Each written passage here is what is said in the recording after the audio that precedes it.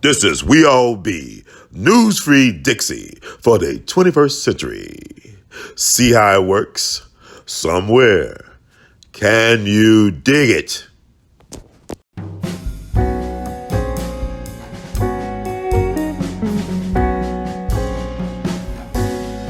Y'all heard about I think I heard about Dr. Mutulu Shakur. That's 2Pac's stepfather.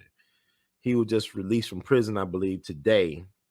I want to talk a little bit about that because I think it's very important to touch on that. It's interesting, like the men in 2Pac life, the men in 2Pac's life. You think about it. You think about Mutulu Shakur, Dr. Mutulu Shakur. He spent 35 years incarcerated. He should have been out, I want to say 5 or 6 years ago, but they kept him in. I believe the judge who actually originally sentenced him is still practicing. I think he's still a judge. I think he's well over. He's in his I want to say he's 91 years old. The judge who originally sentenced Dr. Mutulu Shakur, I believe he's still around practicing, and that's crazy to think about if that's true. But Dr. Mutulu Shakur should have been released. I think a compassionate release, maybe 5 or 6 years ago. It dragged on. Now he's in the later stages of cancer. He's not a threat or a menace to society, but yet they kept him in prison all this time when they should have released him several years ago. And what's interesting, you look around the country, you got, I remember like recently with Governor Gavin Newsom of California released a man who actually kidnapped some kids on a school bus out in California and buried them alive. He buried these kids alive. Luckily, I don't think nobody died, but he buried them alive. This is, I want to say happened in the 1970s, if I'm not mistaken. The case is out there, but Gavin Newsom, the governor of California, recently let him out of prison. And you had Dr. Mutulu Shakur, who's been in prison, and he helped. It is alleged that he helped Ashada Shakur escape America. He's currently in Cuba, what they're saying, but they're trying to say he was part of this bank robbery thing. 2Pac is very interesting. I believe that Dead Presidents is supposed to be based on 2Pac's family, a very unique family. Then Dr. Mutulu Shakur, stepfather, his godfather was Geronimo Pratt. Geronimo Pratt spent almost 30 years in prison out in California. They accused him of killing this young white lady on a tennis court, I believe somewhere near or around L.A. He actually was at a Black Panther meeting in Oakland. And the reason why we know this is certain is because he was on the government surveillance. The government had him on surveillance. They knew all that time that Geronimo Pratt did not kill that white lady down in Southern California, that he was on the surveillance by the government.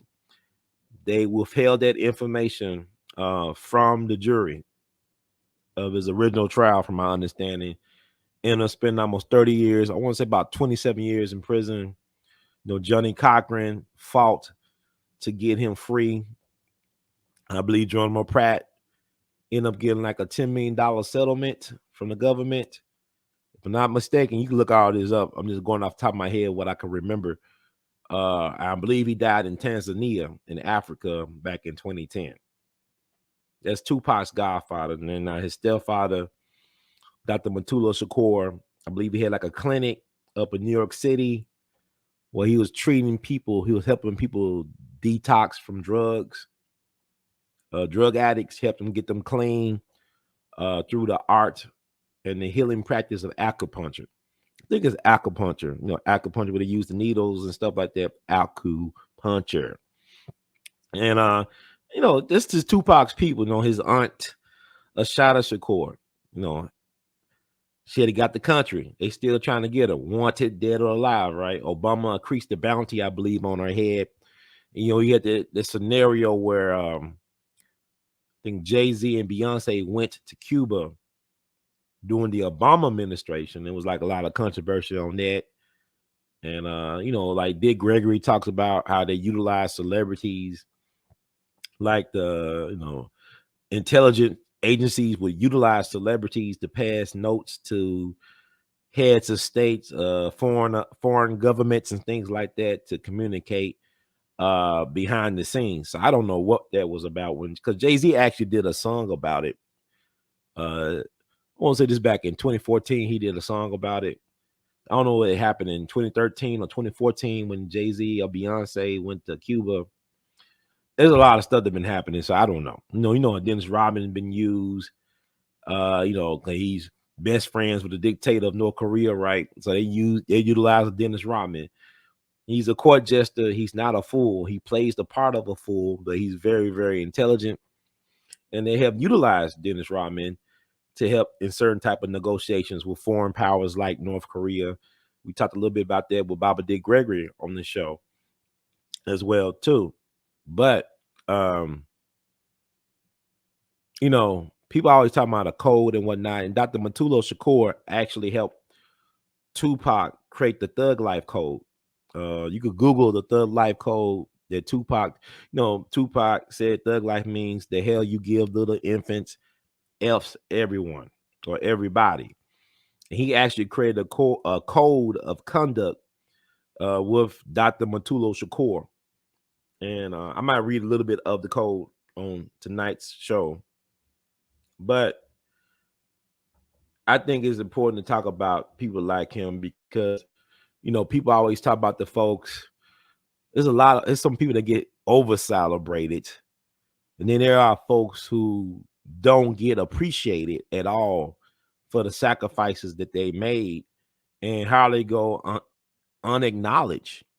But they stay true to the cause and they don't get rewarded for that. Now people tend to forget people. It's like we got this weird thing where the worse somebody treat us as a people, the more we love them. It's the Stockholm syndrome we got as a people.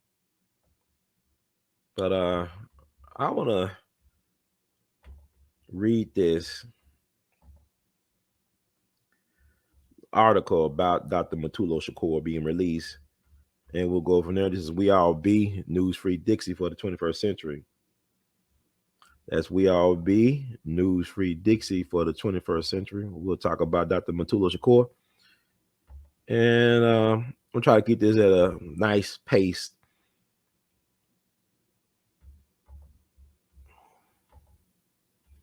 Dr. Mutulu Shakur, he's late stages of cancer, but hopefully he could make good use of the time while he's still around. And I want to thank the folks that worked to make sure that this case got some type of notoriety. Like I said, he was been released several years ago. I want to say around either 2016 or 2017. And they just kept him in for 5 years for whatever reason, 5 or 6 extra years. Okay, let me read. This is from Tag 24 News. Story by Caitlin Kennedy. Mutulu Shakur, stepfather of Tupac, returns home after 36 years behind bars. So this is 36 years. Okay, wow. Lexington, Kentucky, Mutulu Shakur, a freedom fighter with the Black Liberation Army and Republic of New Africa, has been released from prison after more than 35 years behind bars. Headline said 36. Story more than 35 years. About the same difference. News is interesting how they report certain things. But anyway, on Friday, supporters of Mutulu Shakur, stepfather of the late rapper 2Pac Shakur, announced he had been released from a federal medical center in Lexington, Kentucky, and was back home in time to spend the holidays with his family in Southern California. Now 72 years old, Shakur was given just months to live in late May after being diagnosed with terminal bone marrow cancer. After receiving this grave medical news,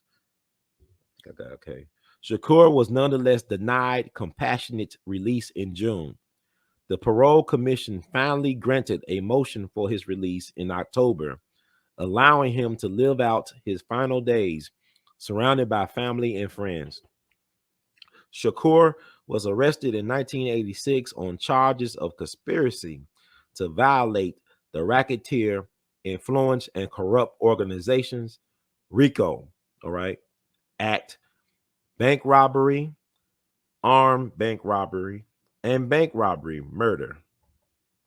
The Baltimore born activist was accused of leading revolutionaries in a series of armed robberies in Connecticut and New York.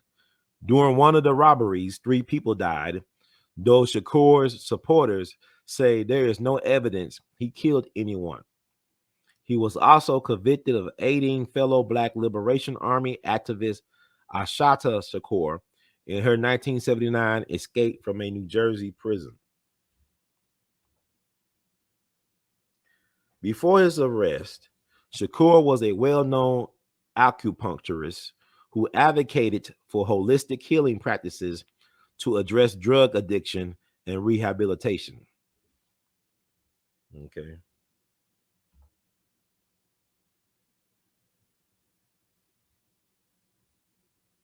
Shakur was widely recognized to have had an impeccable record while incarcerated. Despite that, it took a years-long fight and a terminal cancer diagnosis to secure his freedom in what may have been his final days. And what may be his final days, excuse me. Okay, because they gave you a little bit.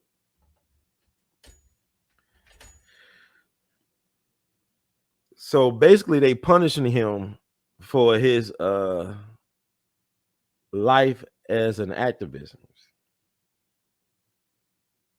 They are punishing him for being a revolutionary, basically, for trying to serve and help his people, and they hold him accountable or liable for helping Ashata Shakur escape the country. So that's really about getting him for what he done or what they think he done as a younger man. Has nothing to do with necessarily right or wrong, but more about revenge, retribution, and get back. It's kind of like what's going on with the former H. Rap Brown, the brother who's incarcerated. We know him as H. Rap Brown. Y'all know who I'm talking about, right? Let me say his name. Used to be H. Rap Brown. What is it now? Our good brother who was leader of SNCC. He go by Jamil Abdullah al-Amin. Jamil Abdullah al-Amin, formerly known as H. Rap Brown. He's currently incarcerated. I believe he's in dire health himself. I don't know if he has cancer or not per se, but what's weird about that case is that they actually had somebody confess to actually killing the sheriff deputy. It sounded like he was framed because of the work he was doing as an activist, as a community activist in Atlanta. He was cleaning up his neighborhood, regulating the neighborhood, making it safe for young people, for old people, getting the drugs out the neighborhood. Getting a lot of the Panthers back in the day, they're all about getting the drug dealers out the community and whatnot and doing things like that. Or some people may say they're trying to control the drug trade out in Oakland. If you listen to stories about Huey P. Newton and the Mac, the story of the Mac, the movie The Mac, he actually had real life pimps as consultants on the Mac. And he was a brother, family of pimps. I guess Huey wanted money, whatever. I mean, everybody's complex. I actually, Huey P. Newton was an interesting guy. Even in the Geronimo Pratt thing, I heard issues like some of the Panthers, from what I read, claimed that Huey kept some of them people from testifying on Geronimo Pratt's behalf. I don't know how true any of that is, but some of the Panthers said they were told to stand down by Huey P. Newton. Even if that was the case, the government knew that Geronimo Pratt was not able to be in Southern California to kill that white lady at the tennis court, whenever that transpired. He was in Oakland at a Panther meeting. The government knew that. So then it didn't make a difference what Huey approved or didn't approve of. The fact that the government knew that Geronimo was innocent and yet they withheld evidence from the jury, that's an insult. That's an insult. And Geronimo was a veteran, a decorated Vietnam War veteran who lost his wife tragically. His wife was murdered while she was pregnant in Los Angeles. So these are Tupac's mentors or jegnas who were railroaded. So why would you think that Tupac would have got justice when he was going through it at the end of his life, with the rape accusations and all the other stuff he was encountering in court? He knew it was no justice, just us. Because look how they did his stepfather. Look how they did his godfather. Look how they did his aunt. So I can believe that the movie Dead Presidents is based on Tupac's family. Based on what I just read to you all, he had an issue with the Hughes brothers. Were the Hughes brothers who did Minister Society, and they did Dead Presidents. And I think Dead Presidents was problematic in a way and how they conceived it and executed it, but it's still a hood classic, right? Dead Presidents is still a hood classic, but that was Tupac's family story. And he felt like the Hughes brothers stole his family story, from what I understand from research and all this other stuff. But it's good to see that the brother is home. But they gave him that package. You know what I'm saying? Like, I couldn't imagine the conditions he was in prison for almost 40 years, what they were doing to him. It had to be torture because he supposed to been released even like 5 or 6 years ago, and they withheld him from being released. They violated his civil liberties and human liberties. So let me find the Thug Life. And he had an impeccable record in prison. He was no troublemaker. He was a peacemaker, solution oriented, but he was a warrior for his people. Like I said, he used acupuncture as a way to treat drug addiction. Let me see. Look at the Thug Life Code.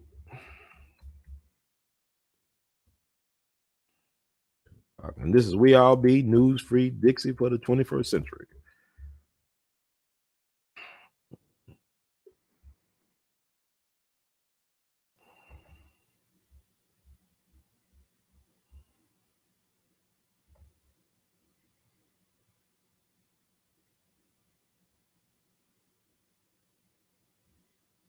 So I found the code of Thug Life. I just want to share this with you all.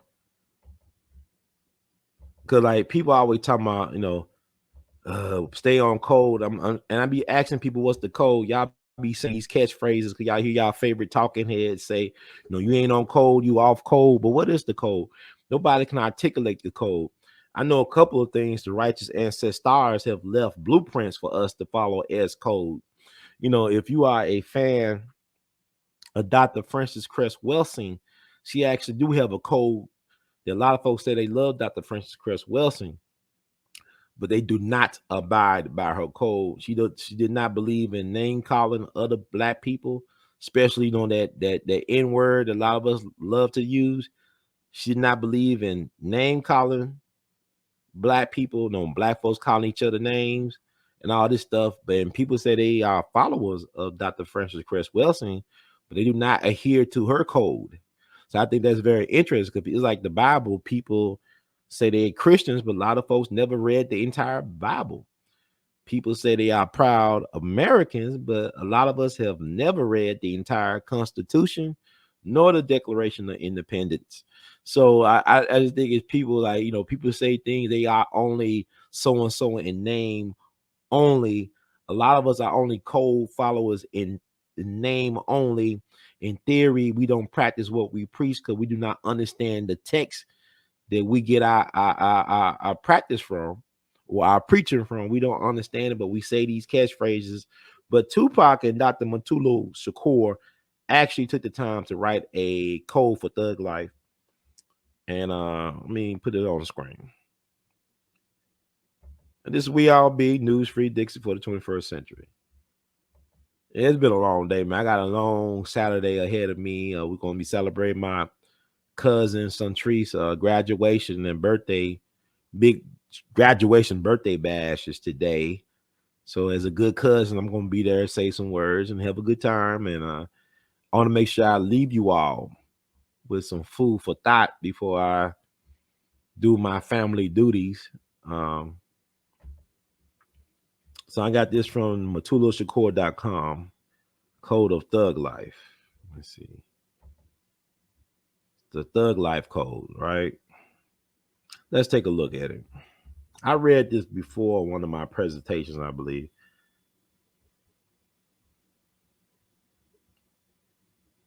In 1992, at a ceasefire agreement and gang troops barbecue in Watts, California, 2Pac Amaru Shakur was instrumental in getting rival members of the Crips and Bloods to sign a code of ethics that which is called the Code of Thug Life. He and Dr. Mutulu Shakur had helped write up the code with other OGs who came together to bring order to the violence on the street. And I'm gonna put the link to the Code of Thug Life in the chat. We get heavy for your records because we all about feeding the people. As we all be news-free Dixie for the 21st century. News-free Dixie for the 21st century. The Code of Thug Life is in the chat. Okay. Yum yum. Eat it up, folks. Yum yum. Okay, let me go through these codes right quick. The Code of Thug Life. Okay, got about 26 rules to the game. 26, y'all.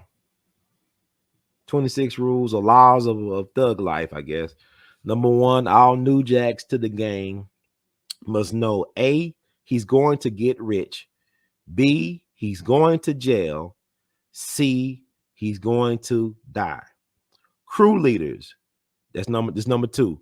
Crew leaders, you are responsible for legal, financial payment commitments to crew members. Your word must be your bond. Rule number three, one crew's rat is every crew's rat. Rats are now like a disease. Sooner or later, we all get it, and they should too. Rule number four, crew leader and posse should select a diplomat and should work ways to settle disputes. In unity, there is strength. Rule number five, carjacking in our hood is against the code. Rule number six, slinging the two children is against the code. Rule number seven, having children slinging is against the code. Rule number eight, no slinging in schools. Rule number nine, since the rat Nicky Barnes opened his mouth, ratting has become accepted by some. We're not having it.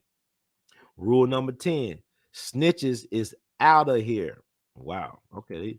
A lot about snitching and rats, but you look at what happened recently. Not just Tekashi 6ix9ine, but you know what's going on in Atlanta. Y'all know what's up. Y'all hip hop heads or whatever y'all call yourselves. Y'all know what's going on. They were not made it through the thug life. And they say they love Tupac, but they're not following the rules and the code. Rule number 11. The boys in blue don't run nothing. We do. Control the hood and make it safe for squares. Rule number 12. No slinging to pregnant sisters. That's baby killing. That's genocide. Rule number 13. Know your target. Who's the real enemy? Rule number 14. Civilians are not a target and should be spared. Rule number 15. Harm to children will not be forgiven. Rule number 16.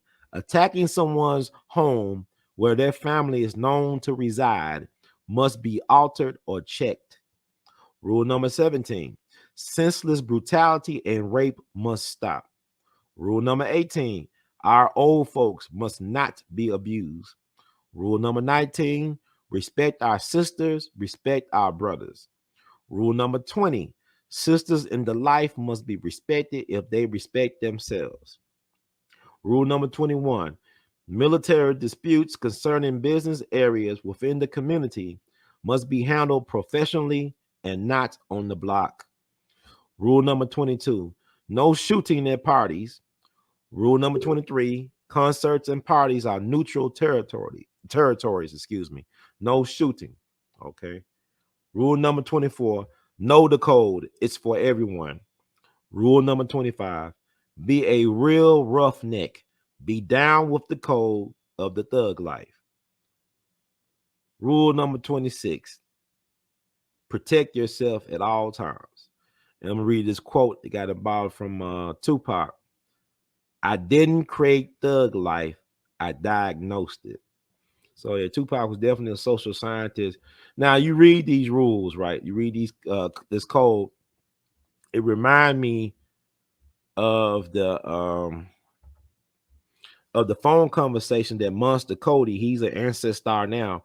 Monster Cody, the infamous Crip, game making Crip guy out in Cali. It was a phone conversation between Monster Cody and Tupac that was recorded. I don't think they had knowledge of them being recorded. I think Monster Cody's wife recorded them on the phone.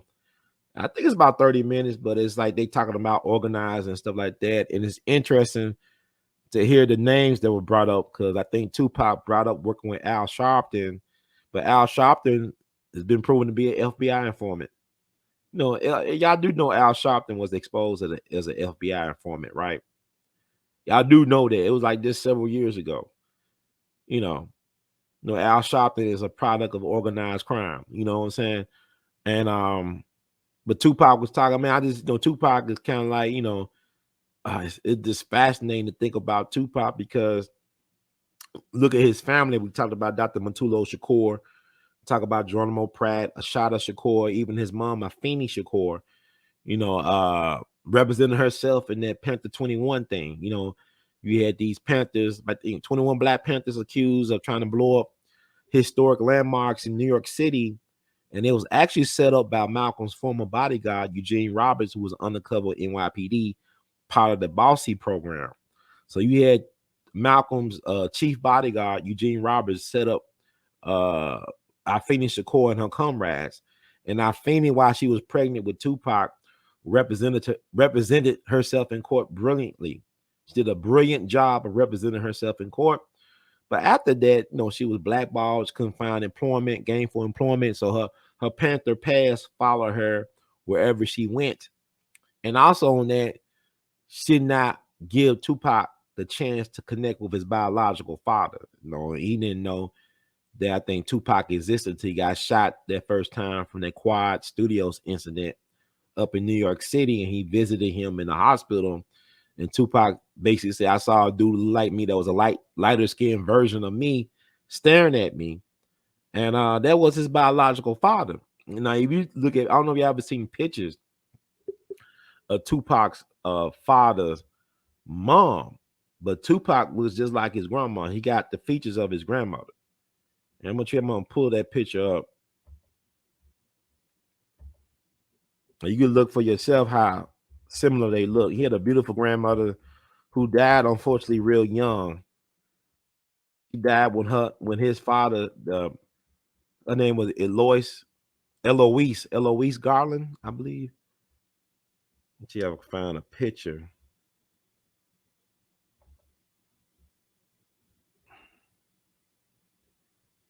Let's see.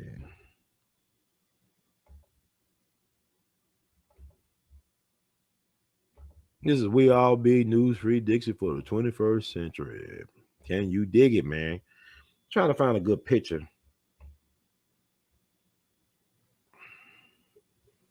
Got some strong jeans, man. Strong jeans. Okay. I think I found a good picture. So that's Tupac's paternal grandparents. His grandma and his grandfather. Billy Garland. That's his father's name. Billy Garland. That's his people. I thought I had it. Okay. That's his people right there. Billy Garland's his biological father. That's his parents. His mom, Eloise, and his father. So those Tupac look like his people.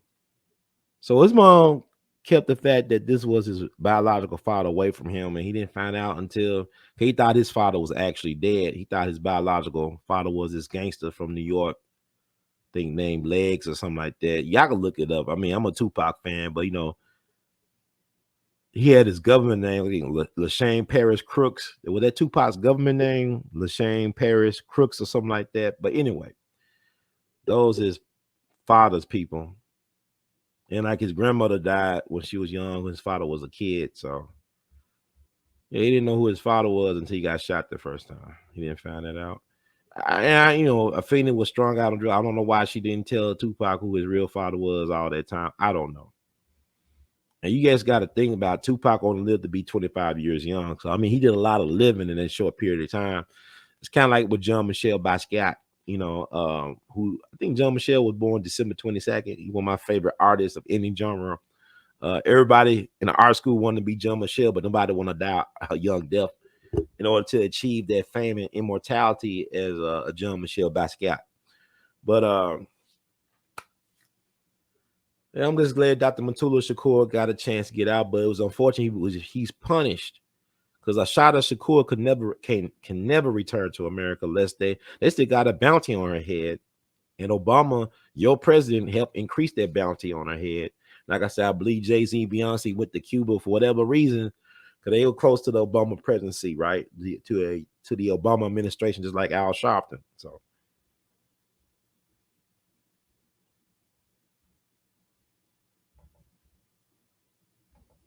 yeah, they got similar smell of nose. You can't deny that. Genetics is something else, boy.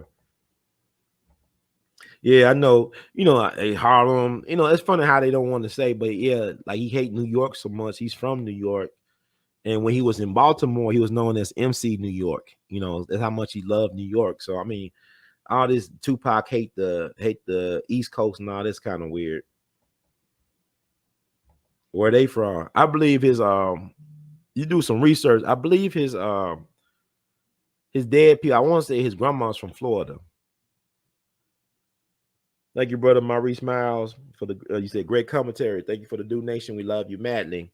I want to say his mom. Just you could Google that up, but it's something I just want to put out there because Dr. Mutulu Shakur, I believe that new black media owes our people the report these type of stories as well as the sensationalized stories. We're going to talk a little bit about the sensationalism going on with the boss, the Twitch boss, whatever the guy named Steven boss, DJ Twitch, whatever. I wasn't aware of the brother because I used to love Ellen DeGeneres when she had a sitcom back in the 90s before she came out the closet. I used to be a big fan of that sitcom growing up, the Ellen DeGeneres show, when she had this sitcom and Ellen was cool, and then all this other stuff started coming out. But what's interesting about, okay, I'm gonna say that for that for that segment. Yes, he is a legend, but we got to get our other legends. Like we got to get Mumi Abu Jamal, right? There's a brother up in Pennsylvania. There's so many of our people. Like we talk about Shanquella Robinson. I wish we had the same type of just push for people that's still alive, that's barely hanging on, like real elders, like um Mumi Abu Jamal, who's in Pennsylvania catching hell, who's they trying to kill. Another one of our Panther brothers, Liberation Brothers or whatever. And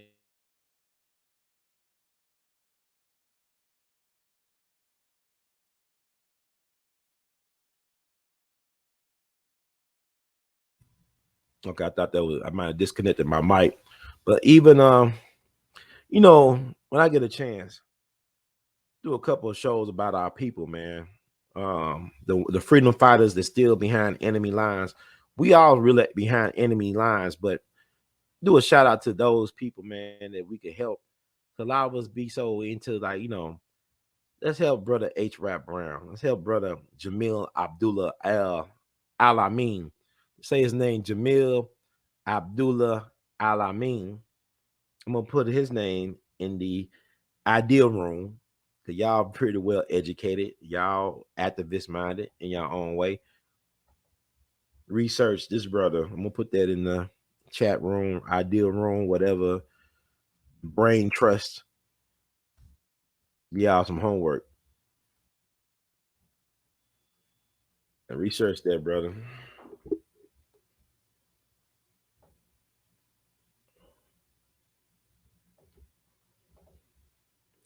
Research that name, Jamil Abdullah al-Amin. Al-Amin is the reason.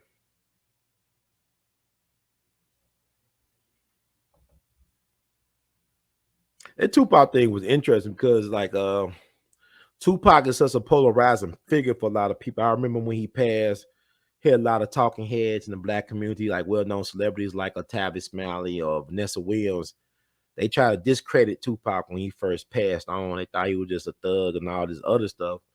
But now we almost 30 years removed from his death, which is crazy to believe. It's been over 26 years since they took out Pac, and Pac is just as relevant as ever. I don't know. He was in deep cover. Like his thing when he trying to flip those gangs. Like you even hear about in the Thug Life Code, he was trying to organize and politicize the gangs. Just like Fred Hampton was trying to politicize the gangs in Chicago, he called them his tribes, his Rainbow Coalition. He's trying to politicize the Young Lords, the Students for a Democratic Society, as well as the Black Peace Stone Nation with Jeff Fort. You know, Fred was a threat, and Tupac was well aware of Fred Hampton. I mean, he knew who Fred Hampton was growing up. You know, and he was Tupac was a leader of the Young Black Panthers, the vanguard, like the new Black Panther, young Panther Cubs. He had a leadership role in the young generation, the next generation of Black Panthers. But you know, hip hop is COINTELPRO. Like I tell people all the time, if you look at if they say Fred Hampton would have been like NBA YoungBoy today, NBA YoungBoy could have been Fred Hampton back in the day. You know what I'm saying? Like, you know, they co-opted, I mean, Stokely or Kwame or even the brother formerly known as H. Rap Brown. You guys was nice with the mic back in the day. You look at Bunchy Carter. They call him the mayor of the ghetto out in L.A. He was known for writing poetry. He could have been like Kendrick Lamar, or he could have been like, you know, a gangster rapper. I don't know, but they knew what they were doing. Because I was even talking in the barbershop today about the music, because we were talking about you know, Glorilla. I'm in Memphis, right? And it got this chick, this rapper named Glorilla. We're gonna talk about her later on in this show.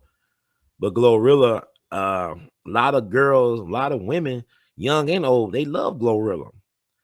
And I'm trying to see what is the appeal to a Glorilla. Because she's an interesting character. She looks interesting. She sounds interesting. But I'm just not catching on to the wave like a FNF song is catchy, I guess. But at the same, I'm not seeing what it is about her that people are loving. Because, like, for example, I like Meg Thee Stallion. I mean, I like some of her stuff. I like a lot of her. Some of her stuff is cool, it's catchy, right? She got the look, she got lyrics, she got nice beat selection, yada yada. I don't know what the Glorilla thing is about. I gotta do some more research, but it's interesting. But the music, like the love is out of the music. I was in the barbershop and they were playing Silent Night by the Temptations. That was some soul music. I don't care what was going on with David Ruffin or all them guys. Them guys was singing from the soul, man. They were singing from the heart. You could hear it in the music, in the lyrics, in the production. It was all about love, man. That was love. And you don't hear that no more in the music of today. And it's really by design. You know, like a lot of times these rap songs ain't really hits until they sample the old school stuff. That they gotta sample some Stevie or some Isaac or some Marvin or some James or some Ruffin, or, you know, they gotta sample the stuff they had on Barry White. They gotta sample the stuff that had the actual soul in it. People that had connections to the church. And I think what Snoop Dogg, people don't understand. Snoop Dogg grew up in the church. He sung in his church choir. That's why a lot of Snoop stuff still be catchy.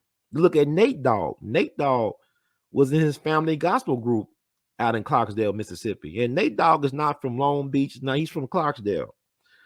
Brothers from Clarksdale, Mississippi. was in a family gospel group. That's why Nate had that soul, man. He still had, the church could be problematic, but one thing you can't say about the black church, we didn't have phenomenal talent come out the black church. You had a generation like Al Green, Aretha Franklin, Sam Cooke, Marvin Gaye. You mean had so many of them. Otis Redding, even Jimi Hendrix. They all got roots in the black church. And now that's missing today. And the music is dead. And I like some of the music, but the reason why I like a lot of the music that I like that's contemporary is because of who they sampling. The old soul music they sample. Not even necessarily I can understand what they saying in the lyrics and stuff. It's just that it's the what they sampling.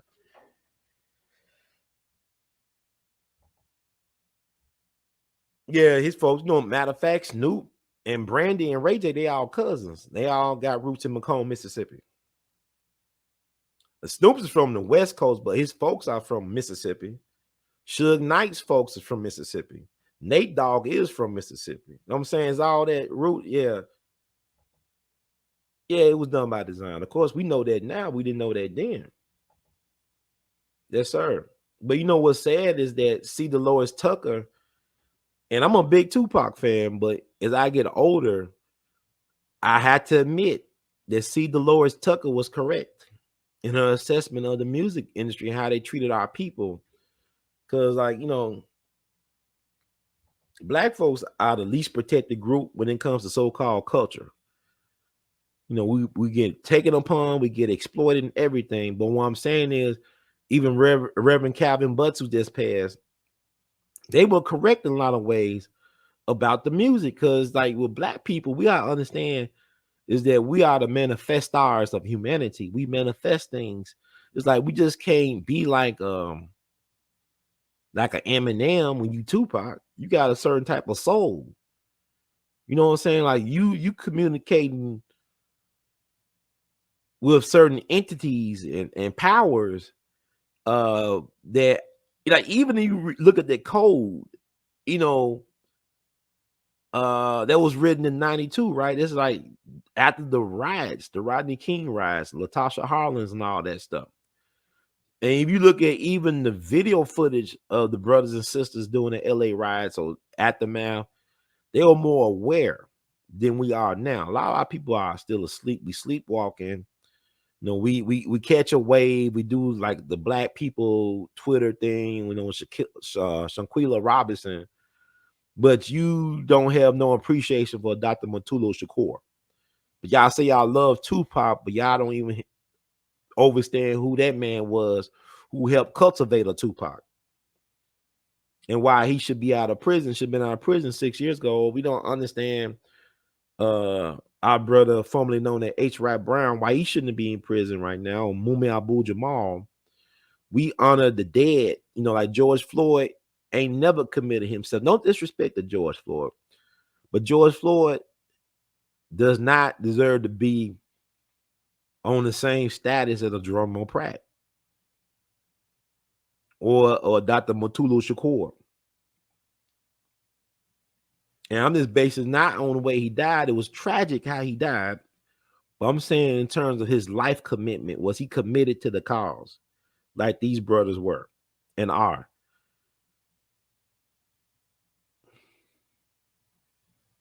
So it's something like, why do we elevate certain people and we neglect others?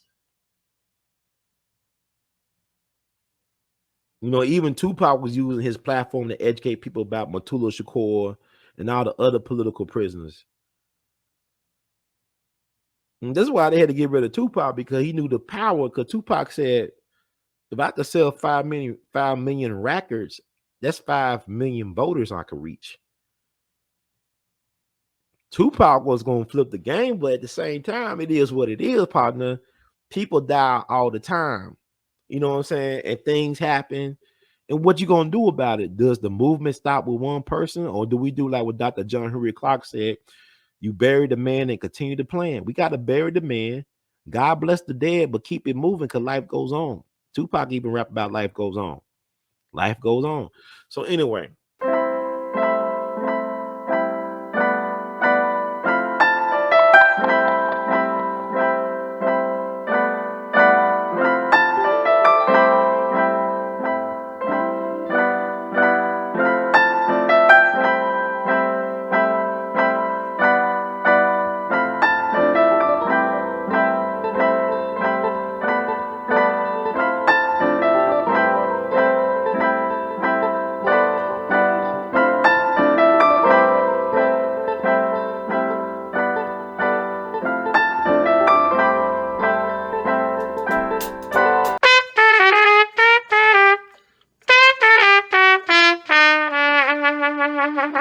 Hey, everybody, this is Brother Ron.